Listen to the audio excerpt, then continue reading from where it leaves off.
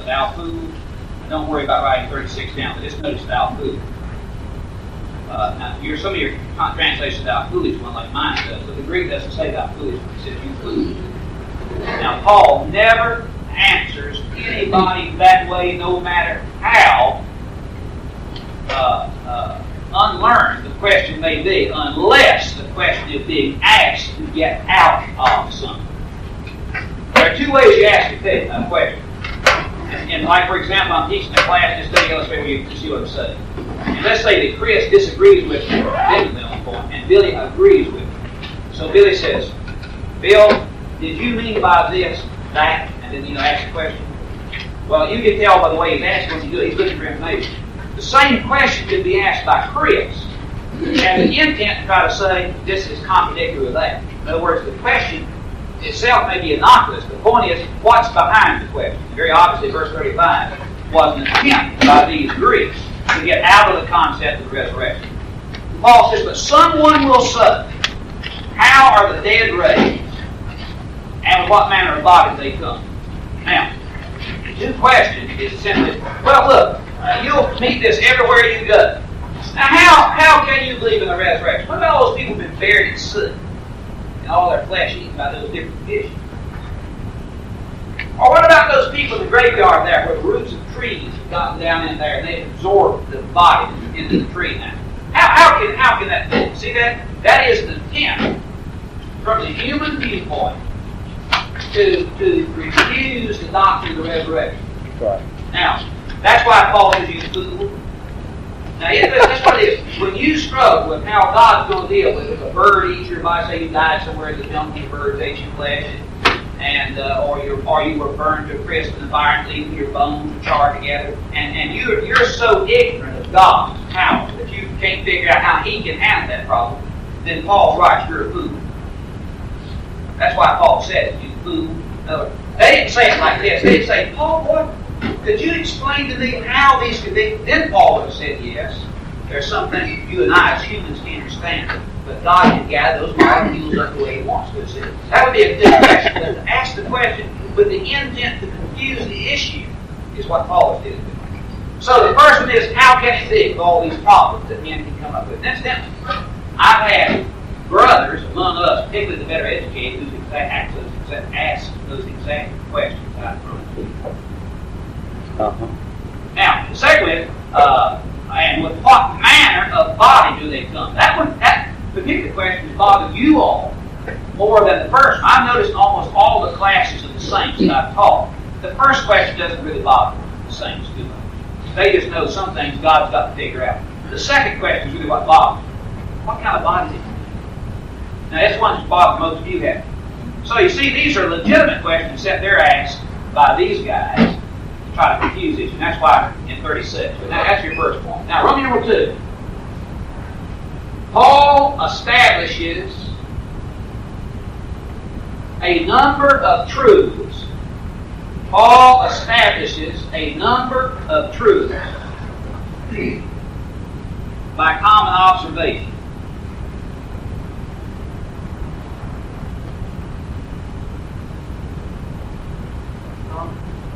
By common observation as a platform of his answer. Paul established a number of truths by common observation as a platform of his answers.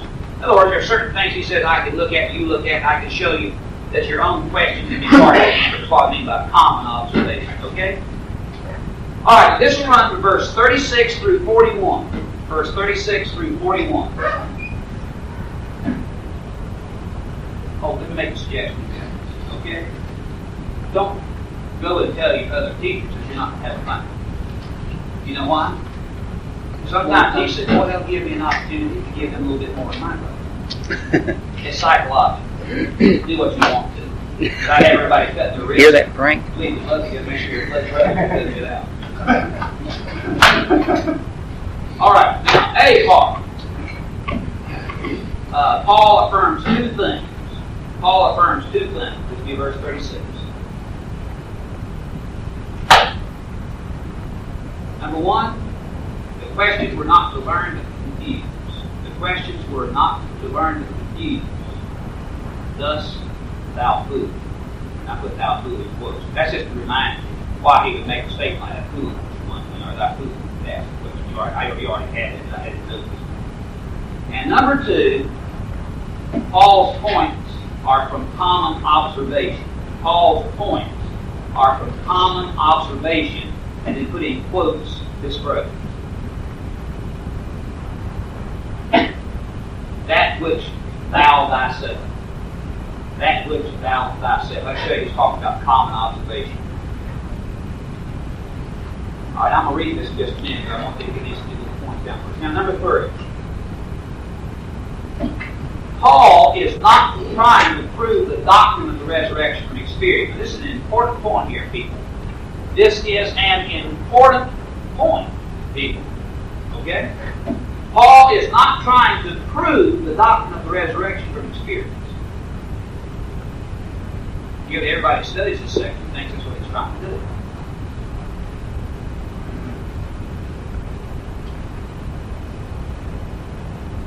Paul is not trying to prove the doctrine of resurrection from experience. Put little a and little b into that. Our little a, 15 verse 30, and put a dash and write the word deliver. Deliver.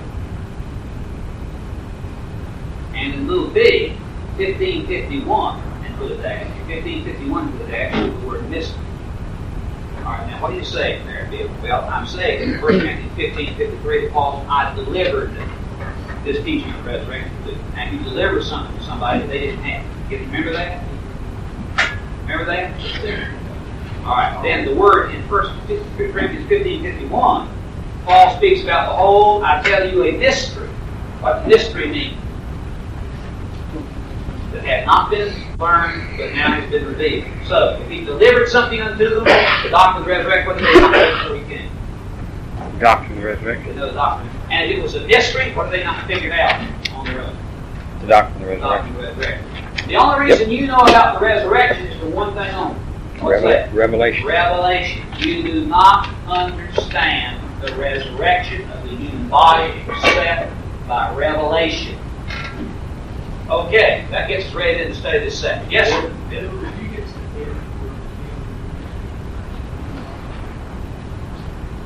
Oh, you mean the title for this whole section? Yes, some questions answered about the resurrected body. The title. Wait a minute. This is for verse 35 through 49, right? Okay, yeah. All right, there's some questions answered about the resurrected body. Sorry about that, Bill. I'm sure they leave it off. Some questions answered about the resurrected body, and that runs from verse 35 through 39. 49, not 39. 49, 35 to 49. That was the title of this section. I'm sorry. All right. Now, this is your D part, and you said, well, you can read the text. I'll get to it in a minute. All right. All right. Some of the major things. This is big B now. Some of the major things Paul will establish from experience. Some of the major things Paul will establish from experience.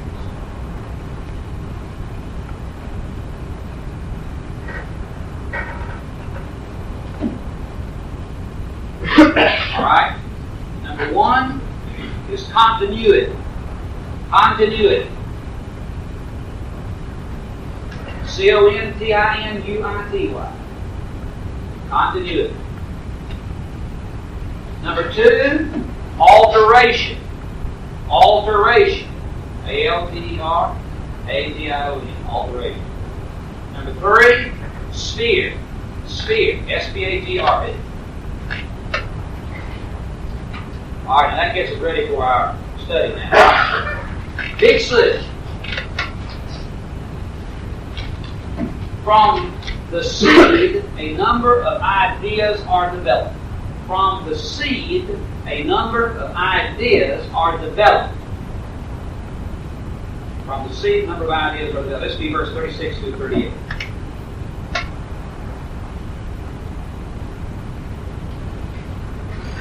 All right, let's read 36 to 38 and we'll break it down for you. Thou foolish one, that which thou thyself sowest is not quickened except it die. And that which thou sowest not the body that shall be, but a bare grain. It may have chanced to be of wheat, or of some other kind. But God giveth the body, even as it pleased Him, and to each seed a body of its own. Boy, those verses right there would be worth a fortune to you if you get this lesson. Because the very thing you struggle with the most is being, I don't understand how that body can be different. You know, what we generally think of, because of our Western training, are opposites. We generally think, you either think in terms of matter or spirit. If matter is changed, it must be spirit. And that just wasn't the way the Bible people thought. They thought in terms of alteration and continuity. Now, what he says in essence is this, that first of all, that a burial does not necessarily deny life. That's the only thing he's saying when the seed being planted. In other words, just burying something doesn't necessarily deny that life's in. It's just a minor point with it. Notice how he says that? He says, thou foolish one, that which thou thyself sowest not quickly except it die.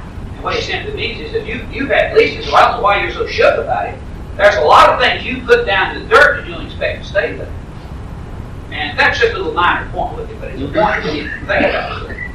And then the next big thing is that which is buried is not necessarily that which arises. That which is buried is not necessarily that which arises. And then put it in brackets when you get that. That which is buried is not necessarily that which arises. And then put in brackets these words: alteration of matter. Alteration of matter. And then close the bracket. What do you think? What do I mean by alteration? That's just change. Look, if I had a suit that was a 48, that's too big for me, right? So if I altered it, it would come down to be a 36. Now, does that suit change, stop being a suit since it was altered vastly? Well, of course, that was hardly a vast altering, but when you get into a 30 or a 40 suit, I mean, a 46 suit, say the 38 is what I used to have somewhere along the way. All right. So, now let me finish the sentence. Yet there is a definite continuity. Now, verse 36 was the burial does not necessarily deny life. This is verse 37. That which is buried is not necessarily that which arises. Alteration of matter. Yet there is a definite continuity. Now, look at verse 37 one more time. And that which thou sowest not the body that shall be, but a bare grain. It may chance to be of wheat or some other kind. Now, here's his point. He says, let's take this a coin. See? That's the body. What he means by that, there's a form. You see what I mean by form? That's how you see it. You look at that, you say, that's cool. If I have in this hand a grain of wheat, and in that hand a grain of corn, could you tell which was which? By what? How would you be able to tell which was which? By its form, by the way it looks. Okay? Now, so we put this grain of corn down into the dirt, and then it germinates and it comes up. Now, that which comes up, listen to me carefully, it did not come, really, it did not come from that grain of corn. It was that grain of corn. Now think about that. It was that grain of corn. But somebody says, but look how vastly different. Suppose we had some space travelers who come from another world, who've never seen anything in our world. And we were to lay a grain of corn right there like that. And next to it to have one of those big old Iowa stalks of corn, you know, with the stalk and all the ears up beside it. And then have, say, 1,000 other plants along. And say this alien, find us the thing that corn is most closely related to. Do you think you could even recognize? You would never know. Well, how in the world would everybody ever think a little yellow grain of corn could look like a big green stalk with shoots coming out and casting? So I said, well, and we'd say, okay, that grain of corn and that stalk are the same thing. Oh, you're not kidding me. That's ridiculous. How could that be? You're not going to fool me. Any idiot knows better than that. Well, we know it's true, don't we? Because we know that God altered the form of that grain of corn and made it into a stalk. And yet, while there was a vast alteration of form, there was also a continuity. And that is that stalk corn at one time was that grain. I have in my hand an imaginary oak acorn. I plant it in the ground, and 100 years later we come back and assume it all worked well like that. Giant oak. Are you trying to tell me that oak tree was that acre at one time? That's exactly what I'm trying to tell you. But they're so different. What have they been altered? But there is a continuity. See what I mean by continuity now? That oak at one time was an acre, and now it's been vastly changed, and it's what? It's a tree. And yet, their continuity exists. Now, at one time, every one of us was a fertilized ovum. We did not come from a fertilized ovum, as a pagan world teaches. We were a fertilized ovum. And if you were to look at that little thing under a microscope, you would look down there and you'd see Tom Williams back there, you'd say, I can't recognize him at all. That doesn't look like Tom at all. And then we look at him and say, the first trimester, and you wouldn't be able to recognize the little being that began to develop from that little fertilizer. You wouldn't even know there's a relation between them, except you know there's a continuity. And then you come until the delivery, and you see that little squalling, red-faced baby screaming at the top of his lungs. The only thing you know, he might be a preacher someday. He thinks squall that loud. Well, there's nothing compare that baby that's now been born in full term and that first trimester, nor that fertilized ovum. Yet that is the same thing. That's what you mean by continuity. You following me? And now, if you were to see from that time I were to put that little baby somehow on this desk that once was Tom and look at Tom, and we could say, how could something that pretty be that ugly? There's no connection at all between it. But we would say, no, sir. At one time Tom was that baby, but he's changed. God has changed and altered that matter until he's what he is now. But there's a continuity. You following me? Okay. Now, somebody said, I'm just going to go a little beyond where we are in the text. Okay. Now, in the resurrection, I fully expect that there will be a greater difference between what you will be then than there is between you when you were a fertilized ovum and what you are now. I suspect that change will be even more vast than that. But do you see that there is a definite continuity, and that while there is a change, there was not an exchange of yourself? You see that with me now? Paul said, well, you see it every day in nature. Why does that thing of alteration and continuity surprise you? Why do you find that hard to accept when you accept it in your life in thousands of ways? Well, one thing, Paul, I never thought about that. Okay, think about it. Well, you see this point now? Great, vast changes are allowable in matter, and yet there is a continuity. Now, I put down number 30 under this big C is God decides the form of each body. God decides the form of each body. That's verse 38. Now watch this. But God giveth it a body even as it pleased him, and to each seed a body of its own. But now you notice the body is still a body even though there's a vast change. The seed was a body and the plant is a body. Both of them have a continuity. They were one and the same at one time, but there's a vast change in the form. You see where he's going already, don't you? You're beginning to see his point. Okay? Now, put down big D. Paul then illustrates the principle of variation. Paul then illustrates the principle of variation that already exists with flesh. Paul then illustrates the principle of variation that already exists with flesh. Period. Underline flesh. So you can remember what we're talking about. He's saying, I'll already show you that flesh exists in a lot of different forms now. Yeah. Paul then illustrates the principle of variation that already exists with flesh.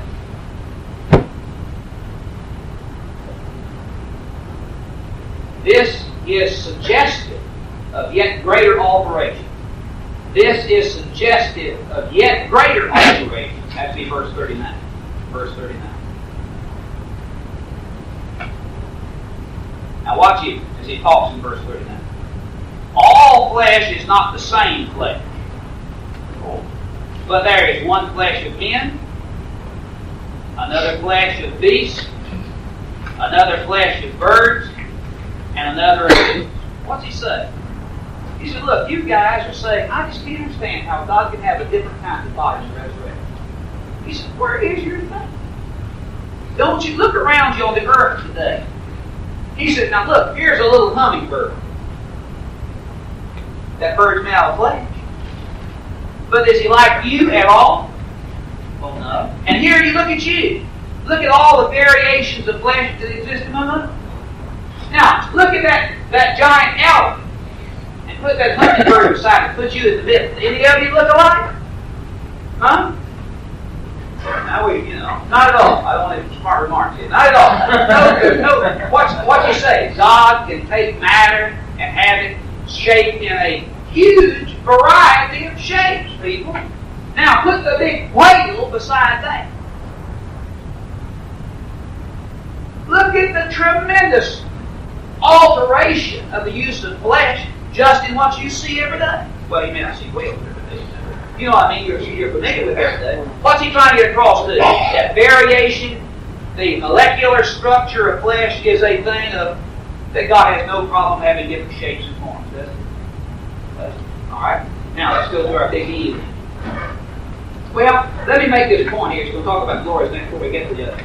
What he's saying to us is that God has almost an infinite variety of arrangements of matter. And what's he trying to get across to you, though? What's the point he's trying to make, fellas?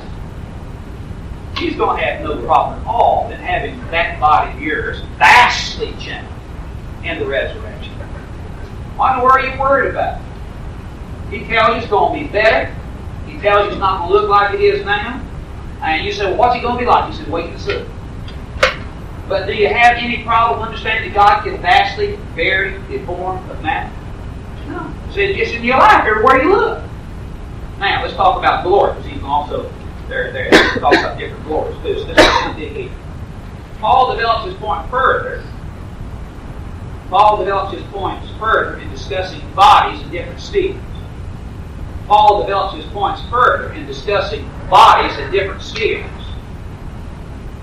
possessing a variety of glories. Paul develops his points further in discussing bodies in different spheres, possessing a variety of glories. I wonder why he brings this one up. Somebody said, well, all those things you've illustrated here on the earth, so how can there be matter in the heavens? So he said, well, that means that you raise your eyes up into the other realm. And what do you see when you raise your head up on a clear night? And the stars, and the nebulae, and the comets, and the galaxies, all those things, and they are so varied. All right, let's take a look at it. Okay, verse 40 and 41. This is verse 40, 41. There are also celestial bodies, that means in the heaven, and bodies terrestrial, terrestrial is the earth. But the glory of the celestial is one, and the glory of the terrestrial is another. There is one glory of the sun, another glory of the moon, another glory of the stars, or one star different from another star in glory. Alright, what's it say? Number one. Alright, celestial bodies are designed for realms beyond the earth. Celestial bodies, C-E-L-E-S-T-I-A-L. Celestial bodies are designed for the realms beyond the earth. That'd be 40a, verse 40a. You want it again? Celestial bodies are designed for realms beyond the earth. My realms didn't come out here, so I didn't. Number two, terrestrial bodies. D-E-R-R-E-S-T-I-R-T-R-I-A. D-E-R-R-E-S-T-R-I-A. Terrestrial bodies are designed for the earth. Terrestrial bodies are designed for the earth. Verse 40b. Verse 40b. Now let me ask you all a little question. Do you think that God has trouble in designing matter to live in outer space or on the earth? Why? He has them all over the universe. He's got some things here, he's got some things there. And We look at them every day, we look at them down here, we look at them up there, and it never crosses our mind anything even suspicious about that. That's the way it ought to be. And then somebody says, well, everybody's going to be redesigned, live in heaven. Oh, how can that be? Because God has no problem engineering those things at all. The problem is not with Him, it's with us believing what He said. Okay? Now, number 3. The glory of both realms. The glory of both realms is different. And the glory of each realm varies. The glory of both realms is different. And the glory of each realm varies.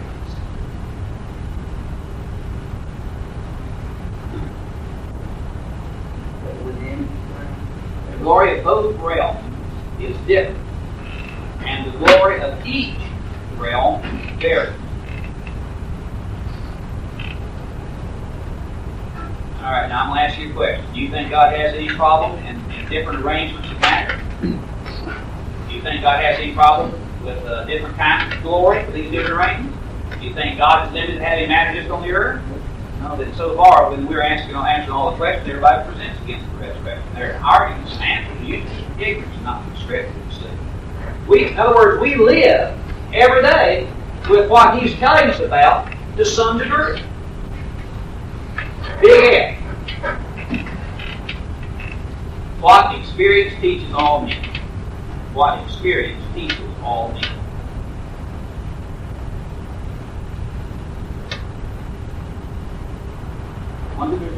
Okay? Yeah. Is there any way we can turn something down? Or that let's see.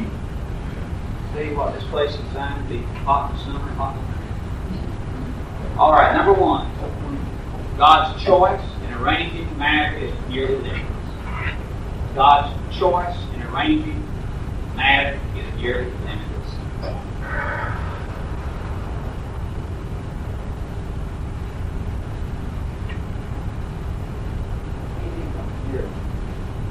Well, any finite thing has limitations.